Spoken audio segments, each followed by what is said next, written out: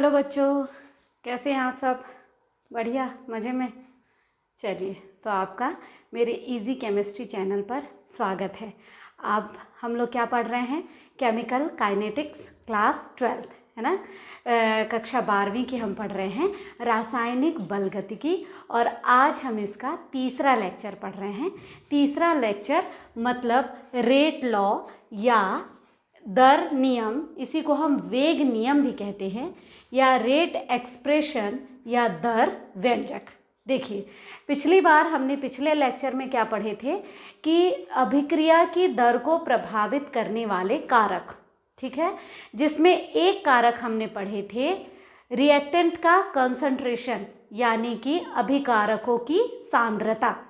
तो अभिकारकों की सांद्रता का अभिक्रिया की दर पर क्या प्रभाव पड़ता है, इसी ये जो प्रभाव को जो हम पढ़ रहे हैं, इसे ही हम रेट लॉ के नाम से जानते हैं। तो चलिए अब हम स्टार्ट करते हैं।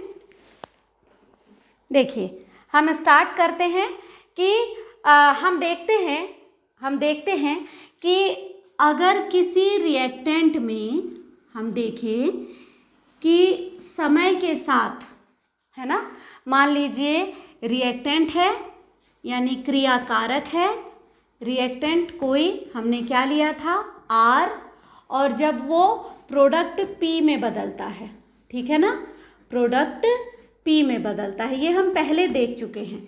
तो समय के साथ क्या होता है, रिएक्टेंट की कमी होती जाती है समय के साथ, क्योंकि रिएक्टेंट जो है वो प्रोडक्ट में बदलता चला गया, अभिकारक क्रियाफल में बदले, तो समय के साथ रिएक्टेंट में कमी आती जाती है और प्रोडक्ट में वृद्धि होती जाती है। तो हम इसे एक ग्राफ के रूप में रखते हैं। कौन कौन? ये समय के सापेक्ष, यानी हम यहाँ पर टाइम ले लेंगे, हम यहाँ पर टाइम, और यहाँ पर हम क्या ले लेते हैं, कंसंट्रेशन यानी सांद्रता। ये वास्तव में समय सांद्रता ग्राफ, ठीक है। अब जब हम रिएक्टेंट के अकॉर्डिंग देखें तो ये ग्राफ बनता है, रिएक्टेंट के अकॉर्डिंग ये ग्राफ बनता है ऐसा, बना चुके हैं हम इसको, ठीक है। यानी यदि समय t1 है, यानी स्टार्ट किए हमने, समय कम है, तब देखिए कि इसके रिएक्टेंट कहाँ पर है, ये यहाँ पर है ना, ये इसका CR यानी कंसंट्रेशन ऑफ रिएक्टेंट, ठीक। और हमने देखा कि जब थोड़े समय पश्चात यानी T2 समय पर देखिए रिएक्टेंट क्या हुआ, घट गया, यानी ये CR1 है, ये CR2 है, कंसंट्रेशन उसकी सांद्रता क्या हो गई, घट गई। ये है किसके लिए, ये है रिएक्टेंट के लिए, यानी ये जो बना हुआ है ग्राफ में, ये किसके लिए है, रिएक्टेंट। और हमें दिख रहा है कि रिएक्टेंट क्या हो रहा है, समय के साथ कमी आती जा रही है। और प्रोडक्ट का ग्राफ कैसा बनता है, प्रोडक्ट का ग्राफ ऐसा बनता है, ठीक है। अब देखो, उतने ही समय पर हम देखते हैं, यानी हम T1 समय पर देखते हैं, प्रोडक्ट कहाँ है, CP1 यहाँ है, यहाँ, और इतने ही समय पर हम देखते हैं कि प्रोडक्ट जो है ये बढ़ गया, यानी यहाँ पर, चलिए हम यहाँ से देख लेते हैं, ये हम यहाँ इसके लिए देखें तो देखिए कि CP2 यानी प्रोडक्ट का मान जो है या कंसंट्रेशन, ये समय के साथ क्या होता जाता है, बढ़ता जाता है, ठीक है।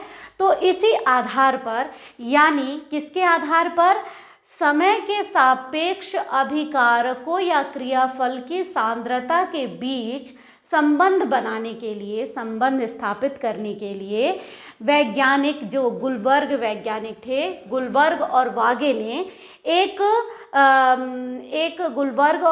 ने एक क्या दिया था, नियम दिया था, जिसे द्रव्य अनुपाती क्रिया का नियम कहते हैं, ठीक है।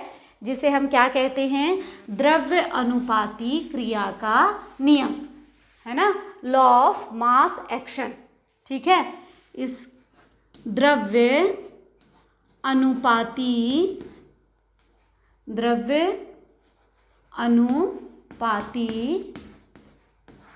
क्रिया का नियम, द्रव्यानुपाती क्रिया का नियम या law of mass action, law of mass action. ये द्रव्यानुपाती क्रिया का नियम क्या कहता है? ये नियम कहता है कि किसी रासायनिक अभिक्रिया की दर, किसी रासायनिक अभिक्रिया पूरा लिखते, अभिक्रिया की दर अभिकारकों की सांद्रताओं के गुणनफल के समानुपाती होता है। दर अभिकारकों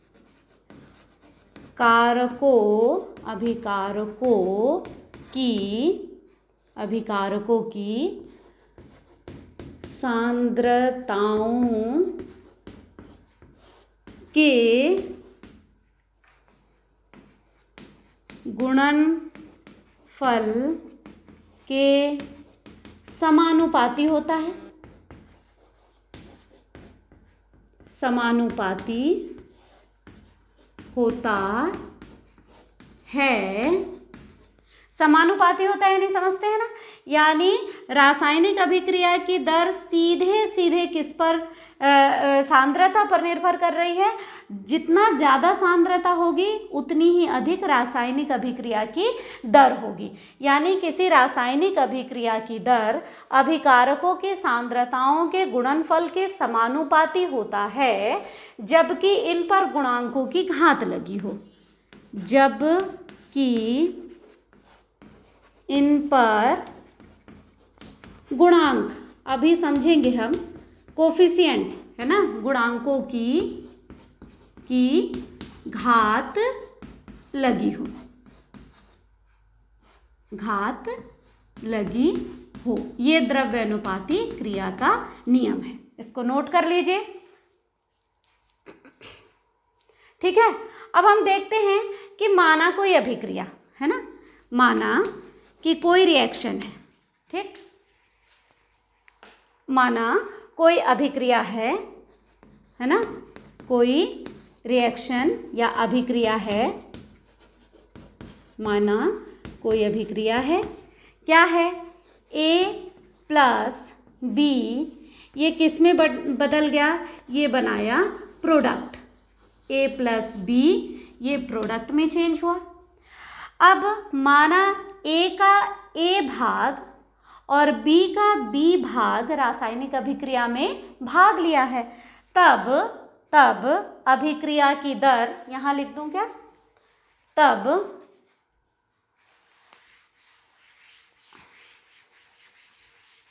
अभिक्रिया की दर है ना, ROR, रेट ऑफ रिएक्शन, ये समानुपाती हो जाएगा किसके, देखिए मुझे तो ऐसा लग रहा है काफ़ी नीचे है, तो यहाँ लिख देते हैं, काम करते हैं, इसको मिटा देती हूँ और यहाँ लिखते हैं। ये नोट कर लिया आप लोगों ने, है ना, तो ये इसको मिटा देते हैं।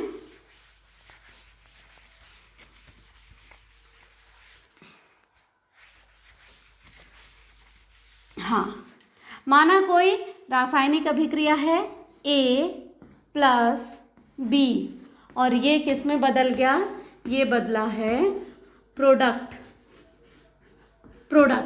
ठीक है, अब इसका ये A पार्ट और इसका B पार्ट, इसने भाग लिया और ये किस में बदल गया है, ये प्रोडक्ट में बदल गया है। तब अभिक्रिया की दर या वेग, या इसी को हम क्या कह रहे हैं, ROR, ये समानुपाती हो जाएगा किसके, ये समानुपाती हो जाएगा A इंटू B के, A और B के। कब, जबकि दोनों की घातें हैं ना, ये लगे हों तो यहाँ पर ये a और यहाँ ये b, इसको आप दे दो समीकरण नंबर 1। ठीक, अब हम क्या करेंगे, हम करेंगे ये समानुपातिक यहाँ जो है इसको हटाएंगे और एक कांस्टेंट लगाएंगे, है ना, समानुपातिक स्थिरांक लगाएंगे। तो ये क्या लगा देंगे हम k, और फिर क्या हो जाएगा r, ये a और b, और b का घात कितना है b। ये समीकरण नंबर 2 लिख लेंगे।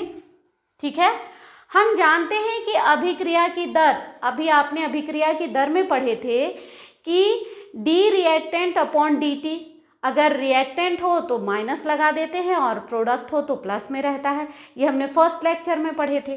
तो हम ROR बराबर हम ऐसा भी लिख सकते हैं माइनस dr अपॉन dt। ठीक है, ये हमने लिखे थे, ये समीकरण नंबर 3 डाल दीजिए। ठीक है, समीकरण 2 और 3 से दोनों ROR बराबर हैं, तो समीकरण 2 है ना, इक्वेशन हमने कौन कौन से, समीकरण 2 एवं 3 से हम क्या लिख सकते हैं, हम लिख सकते हैं dr माइनस में रहेगा ये, क्योंकि हम रिएक्टेंट के अकॉर्डिंग ले रहे हैं, dt बराबर क्या हो जाएगा k a की घात a इंटू b की घात b। समीकरण नंबर ये क्या हो जाएगा 4। वास्तव में ये जो समीकरण 4 है इसको आप नोट कर लीजिए। ये जो समीकरण 4 है ना, वास्तव में यही क्या है, हाँ इसको नोट कीजिए, यही वेग समीकरण है या दर समीकरण है, यही वेग समीकरण या दर समीकरण है। ठीक है, इसको पहले आप नोट कीजिए। तो नोट कर लिया आपने, यही दर समीकरण है, वेग समीकरण है। ठीक है, और यहाँ पर k एक समानुपातिक स्थिरांक है, कि यहाँ पर हमने समानुपातिक स्थिरांक के रूप में लिखे थे ना, और जिसे ही हम दर स्थिरांक कहते हैं। क्या कहते हैं, दर स्थिरांक, रेट कांस्टेंट। ठीक है, क्वेश्चन आता है ये पेपर में, तो इसे ही हम इसके को दर स्थिरांक कहते हैं। और ये जो है ये दर समीकरण है, ये पूरा ये क्या कहलाएगा, दर समीकरण। ठीक है, दर समीकरण, इसी को हम रेट लॉ या फिर हम दर व्यंजक भी कहते हैं। यानी किसी भी अभिक्रिया की दर उसके किसके बराबर होती है, अभिकारकों की सांद्रताओं के गुणनफल के बराबर होती है। तो हम थोड़ा सा दर नियम लिखते हैं। दर नियम अब मैं मिटा देती हूँ इसको भी, और फिर हम थोड़ा इसका दर नियम लिखते हैं। अर्थात दर नियम एक ऐसा नियम है, यहाँ मिटा दूँ क्या, चलिए, तो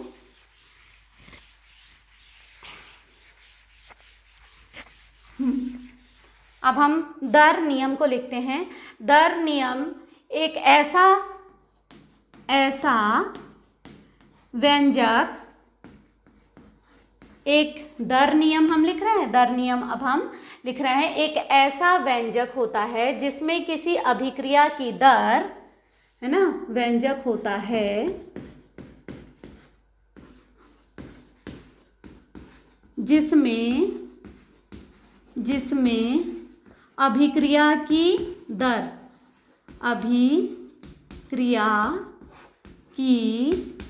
दर, अभिकारकों की सांद्रता, है ना, हमने देखे थे कि अभिकारकों की मोलर सांद्रता, अभिकारकों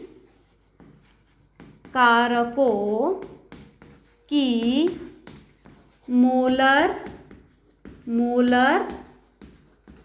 सांद्रता, अभिकारकों की मोलर सांद्रता के पद पर कोई घात लगाकर, सांद्रता के पद पर कोई घात लगाकर, घातांक हमने a और b लिखे थे ना, घात लगा कर, आप अपनी कॉपी में देखिए हमने घात लिखे हैं, ए के ऊपर ए और बी के ऊपर बी, है ना, घात लगाकर व्यक्त किया जाता है, व्यक्त किया जाता है ना, व्यक्त किया जाता है, जो किसी संतुलित रासायनिक समीकरण, जो किसी संतुलित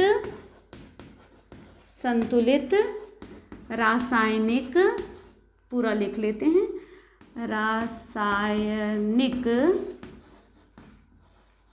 जो किसी संतुलित रासायनिक समीकरण में अभिकर्मकों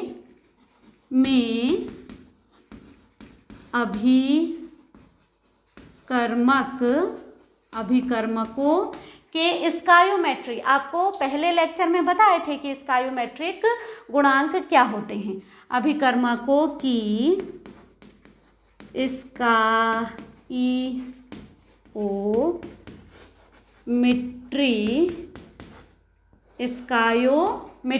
स्टायोमेट्री हम जब संतुलित बनाते थे तब गुणांक के समान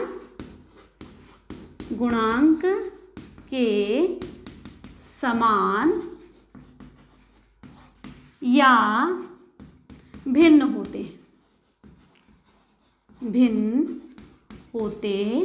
हैं।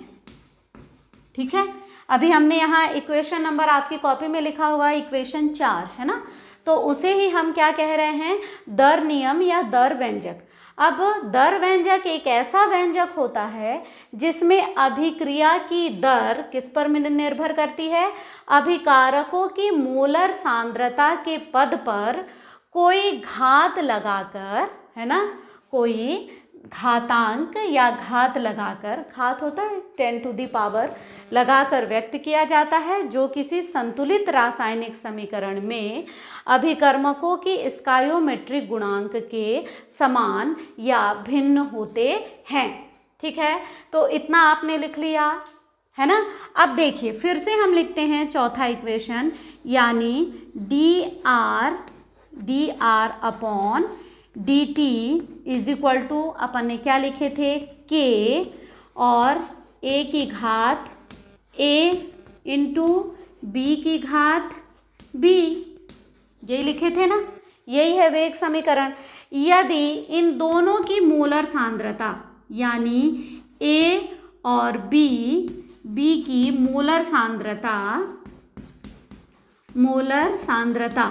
यानी एक मोलर सांद्रता इकाई हो, ठीक है, इकाई यानी विलयन में कितना घुला हुआ हो, 1 मोल हो, ठीक, 1 मोल हो। यदि 1 मोल हो तो इन दोनों की वैल्यू यानी A बराबर B बराबर 1 हो जाएगी। तो इससे क्या निकल आएगा, इससे निकल आएगा कि ऊपर लिख दूं क्या, अब इसको मिटा के, है ना, यदि दोनों की सांद्रता कितनी है, A की 1 मोल है, B की भी 1 मोल सांद्रता है, तो समीकरण 4 से क्या आ जाएगा, dr अपॉन dt बराबर k, ठीक है, dr अपॉन dt बराबर k, क्योंकि इसका मान तो क्या हो जाएगा 1, है ना। अब गुणा में अगर 1 भी है तो कोई बात नहीं, 1 गुणित 1 1, ठीक। तो अब हम क्या कहेंगे कि वेग नियतांक अभिक्रिया का दर का वेग नियतांक वह राशि है जब अभिकारकों की सांद्रता इकाई हो, ठीक है ना, अभिकारकों की सांद्रता इकाई हो, तब उस अभिक्रिया की दर को ही हम वेग नियतांक कहते हैं, ठीक है। तो आज हमने इतनी चीज़ें देखें। अब आपको बता दें कि वास्तव में ये जो रेट लॉ है या दर नियम जो है, या ये एक्सपेरिमेंटली सही है, थ्योरेटिकली ये सही नहीं है, लेकिन ये एक्सपेरिमेंटली सही है। कैसे, एक उदाहरण लेकर हम देखते हैं। ठीक है, एक उदाहरण लेते हैं, जैसे देखते हैं, फॉर एग्जाम्पल है NO प्लस O2 और ये बन जाता है NO2। अब हम इसको बैलेंस करेंगे। ठीक है, यहाँ दिख रहा है कि 2 और 1 3 है और यहाँ 2 ही है, तो हम यहाँ लगा दें तो देखिए कितना हो जाएगा, 2 और 2 4। तो हम यहाँ पर भी लगा दें तो 2 और 2 4। अब सब बैलेंस हो गया है ना। अब देखा गया कि एक्सपेरिमेंटली ये देखा गया कि यदि किसी एक की सांद्रता को स्थिर रखकर किसी दूसरे की सांद्रता को बढ़ाया जाए तो अभिक्रिया की दर में परिवर्तन आता है। फॉर एग्जाम्पल, यदि O2 को स्थिर रखें, O2 को स्थिर रख रहे हैं हम, उसके यानी सांद्रता में कोई परिवर्तन नहीं कर रहे हैं, और NO का मान हम यदि 2 गुना कर दें, है ना, 2 गुना कर दें, तब देखा गया कि रेट ऑफ रिएक्शन यानी ROR जो है ये 4 गुना हो जाता है। यानी एक्सपेरिमेंटली हम इसको पता लगा सकते हैं, लेकिन थ्योरेटिकली ये सही नहीं, यानी थ्योरेटिकली ये लॉ हर जगह सही नहीं फिट बैठता, लेकिन एक्सपेरिमेंटली प्रायोगिक रूप से ये रिएक्शन सही आता है, जो कि हम लैब में देख सकते हैं।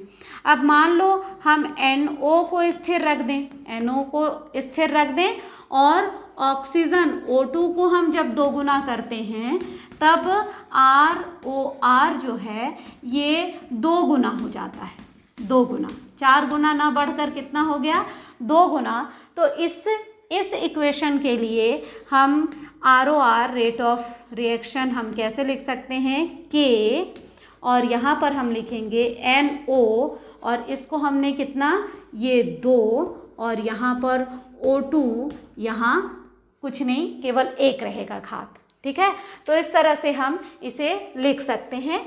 और भी बहुत सारे इक्वेशन हैं जिसको हम एक्सपेरिमेंटली इसका मान ज्ञात कर सकते हैं, यानी रेट लॉ या लॉ ऑफ मास एक्शन ज्ञात कर सकते हैं, लेकिन ये हमेशा ये घात उतने ही होंगे वो ज़रूरी नहीं है। उसके जो स्टायोमेट्रिक कोफिशिएंट है उसके मान सेम भी हो सकते हैं और भिन्न भिन्न भी हो सकते हैं, उसको हम अगले लेक्चर में पढ़ेंगे। तो बस आज के लिए इतना ही। इसमें आप 2 क्वेश्चन कर लीजिएगा, एक कि ये दर नियम किसे कहते हैं समझाइए, और एक है कि दर नियम या दर स्थिरांक है और अभिक्रिया की दर में क्या अंतर, ये 2 क्वेश्चन इससे बनते हैं। तो आप लोग इसको कॉपी में ज़रूर लिख लीजिएगा। ठीक है, बाय।